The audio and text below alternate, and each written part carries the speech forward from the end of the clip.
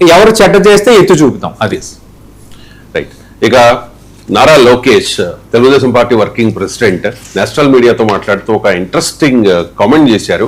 ప్రతీకార రాజకీయాలు చేస్తే జగన్ బయట ఉండేవారా అని చెప్పేసి. సో ప్రతీకార రాజకీయాలు చేయట్లేదు అని చెప్తూ ఉన్నారు. కనీసం అంటే ఎన్నికలకు ముందు లోకేష్ అవ్వచ్చు, పవన్ కళ్యాణ్ అవ్వచ్చు, చంద్రబాబు నాయుడు అవ్వచ్చు, పదే పదే చెప్పారు కదా జగన్ ఎన్నో తప్పులు చేశాడు, ఎన్నో అక్రమాలు చేశాడు, ఎంత అవినీతి చేశాడు అని చెప్పి.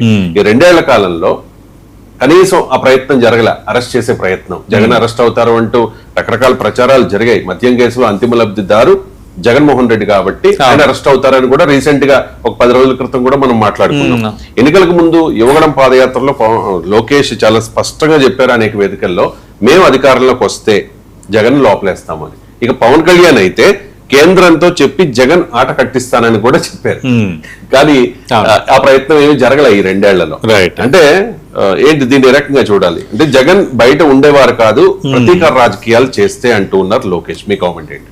రైట్. అంటే ఓకే, అంటే ప్రతీకార రాజకీయాలు మేము చేయటం లేదు, ఆంధ్రప్రదేశ్ లో డెమోక్రాటిక్ గానే పోతున్నాం అనేది నారా లోకేష్ నిన్న రిపబ్లిక్ టీవీ కాంక్లేవ్ లో ఆయన మాట్లాడింది. ఆల్రెడీ రిపబ్లిక్ టీవీ కాంక్లేవ్ లో లోకేష్ తో పాటు ప్రముఖ సినీ నటుడు చిరంజీవి తనయుడు రామ్ చరణ్ కూడా నిన్న అటెండ్ అయ్యారు. వీళ్ళిద్దరూ మాట్లాడారు రిపబ్లిక్ కాంక్లేవ్ లో.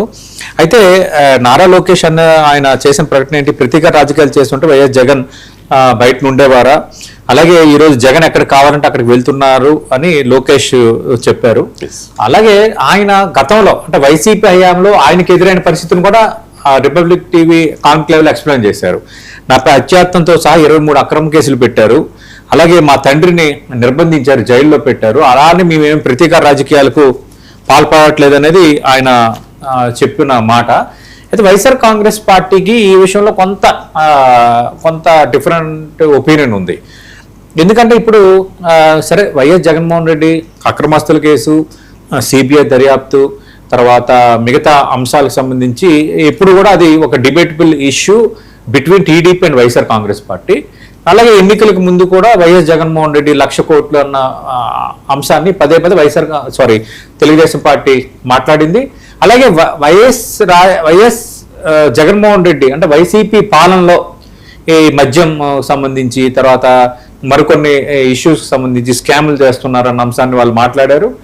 ఇప్పుడు కూటమి ప్రభుత్వం అధికారంలోకి వచ్చిన తర్వాత మనం చూస్తున్నాం కల్తీ మద్యం సంబంధించిన అంశం పైన ఒక సిట్ దర్యాప్తు కొనసాగుతోంది.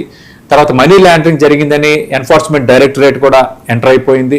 ఎన్ఫోర్స్మెంట్ డైరెక్టరేట్ మాజీ మంత్రి కారుమూరి నాగేశ్వరరావుని మనం కరెక్ట్గా ఈ టాపిక్ మాట్లాడుకుంటున్న సందర్భంలో ఆయన విచారిస్తున్నారు మాజీ మంత్రిని.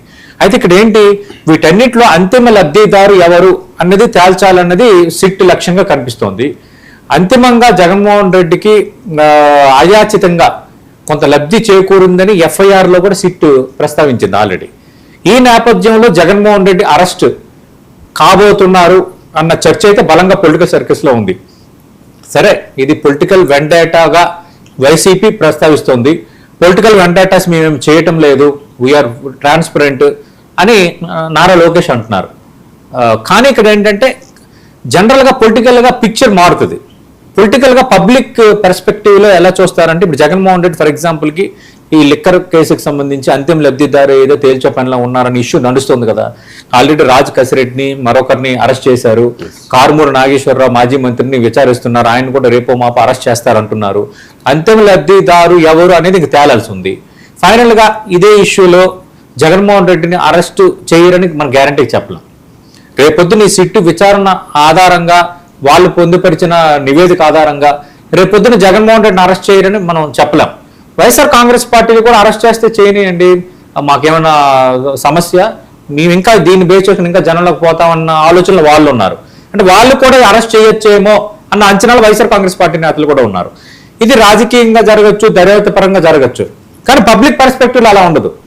అంటే కక్ష సాధింపు, తండ్రిని చంద్రబాబు నాయుడిని జగన్మోహన్ రెడ్డి జైల్లో పెట్టాడు కాబట్టి ఇప్పుడు జగన్మోహన్ రెడ్డిని తనయుడు లోకేష్ జైల్లో పెడతారు అన్నది ఒకటి.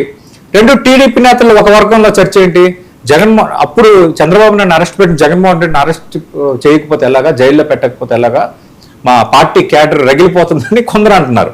కానీ నారా లోకేష్ కానీ, చంద్రబాబు నాయుడు కానీ, పవన్ కళ్యాణ్ కానీ వీళ్ళందరూ ఇప్పుడు కూటమిలో కీలకంగా ఉన్న పరిస్థితుల్లో వాళ్ళు కూడా కొంచెం సెన్సిటివిటీస్ని ఆలోచిస్తారు. పొలిటికల్గా మనం వేసే మూవ్ ఎదుటివాడి ప్లస్ అవుద్దా మైనస్ అవుద్దా, ఎవరికి అడ్వాంటేజ్ అవుతుంది అనేది వాళ్ళు ఆలోచిస్తారు. ఎందుకు ఆలోచిస్తారంటే ఇందులో కొత్తదనం ఏమీ లేదు. వైఎస్ఆర్ కాంగ్రెస్ పార్టీ అయినా తెలుగుదేశం పార్టీ అయినా రాజకీయ పార్టీలు వాళ్ళు రాజకీయాలు చేస్తాయి, రాజకీయంగా మనకి ఎంతవరకు ప్రయోజనం కాదనేది ఆలోచిస్తాయి. అయితే ఇక్కడ ప్రతీకారం లేదని నారా లోకేష్ అంటున్నారు.